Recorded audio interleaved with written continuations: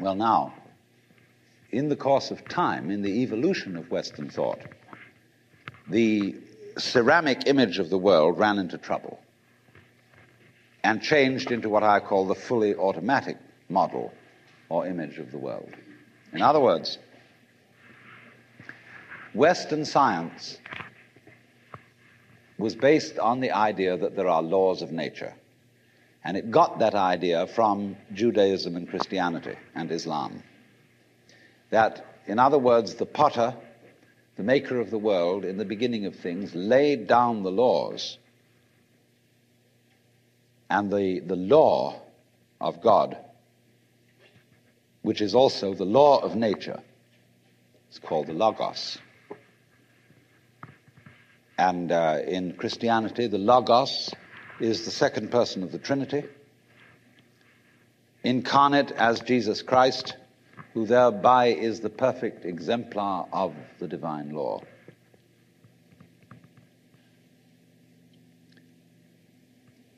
So we have tended to think of all natural phenomena as responding to laws, as if, in other words, the laws of the world were like the rails on which a streetcar or a tram or a train runs. And these things exist in a certain way, and all events respond to these laws. You know that limerick, there was a young man who said, "Damn, for it certainly seems that I am a creature that moves in determinate grooves. I'm not even a bus, I'm a tram."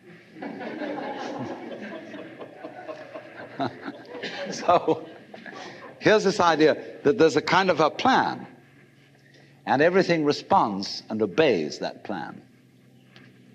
Well, in the 18th century, Western intellectuals began to suspect this idea. And what they suspected is whether there is a lawmaker, whether there is an architect of the universe. And they found out, or they reasoned, that you don't have to suppose that there is. Why? Because the hypothesis of God does not help us to make any predictions.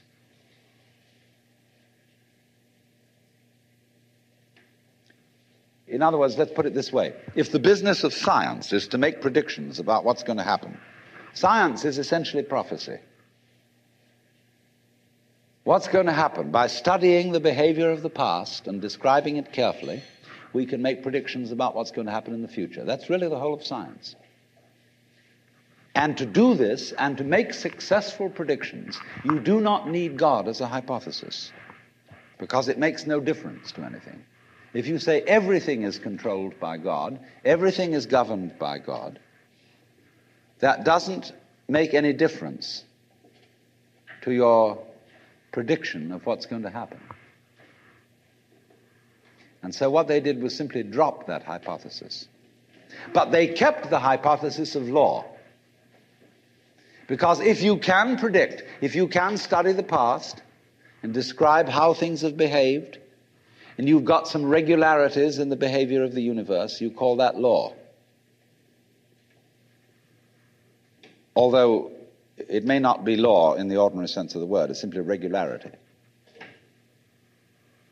And so what they did was they got rid of the lawmaker and kept the law. And so they conceived the universe in terms of a mechanism. Something, in other words, that is functioning according to regular, clock-like mechanical principles. Newton's whole image of the world is based on billiards. The atoms are billiard balls, and they bang each other around. And so your behavior, every individual, therefore, is defined as a very, very complex arrangement of billiard balls, being banged around by everything else. And so behind the fully automatic model of the universe is the notion that reality itself is, to use the favorite term of 19th century scientists, blind energy. In, say, the metaphysics of Ernst Haeckel and T.H. Huxley, the world is basically nothing but blind, unintelligent force. And likewise, in parallel to this, in the philosophy of Freud, the basic psychological energy is libido, which is blind lust. And it is only a fluke. It is only as a result of pure chances that, resulting from the exuberance of this energy, there are people with values, with reason, with languages, with cultures, and with love. Just a fluke. Like, 1,000 monkeys typing 1,000 typewriters for 1,000,000 years will eventually type the Encyclopedia Britannica. And, of course, the moment they stop typing the Encyclopedia Britannica, they will relapse into nonsense. And so in order that that shall not happen, because you and I are flukes in this cosmos, and we like our way of life, we like being human, if we want to keep it, say these people, we've got to fight nature, because it'll turn us back into nonsense the moment we let it. And so we've got to impose our will upon this world as if we were something completely alien to it from outside. And so we get a culture based on the idea of the war between man and nature. And we talk about the conquest of space, the conquest of Everest. And the great symbols of our culture are the rocket and the bulldozer. The rocket, compensation for the sexually inadequate male.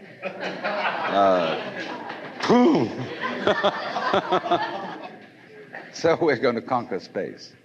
We're in space already, way out. If anybody cared to be sensitive and let what's outside space come to you, you can, if your eyes are clear enough. Aided by telescopes, aided by radio astronomy, aided by all the kind of sensitive instruments we can devise.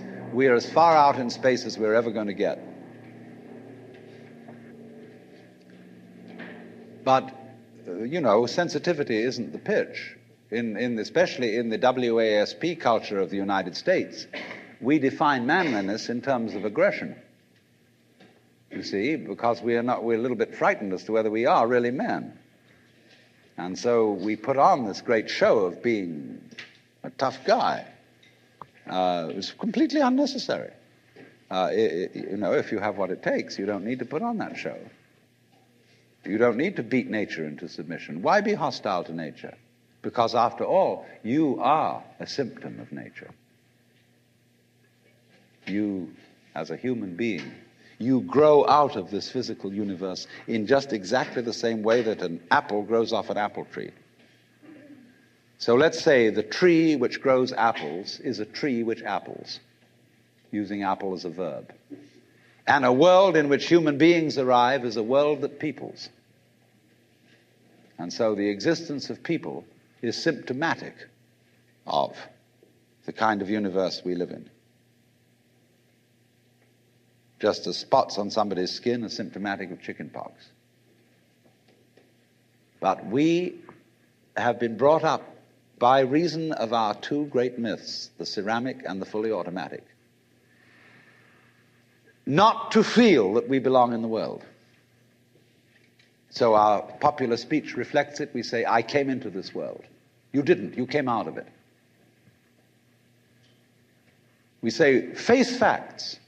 We talk about encounters with reality, as if it was a head-on meeting of completely alien agencies. And the average person has the sensation that he is a somewhat that exists inside a bag of skin, a center of consciousness, which looks out at this thing, and what the hell is it going to do to me?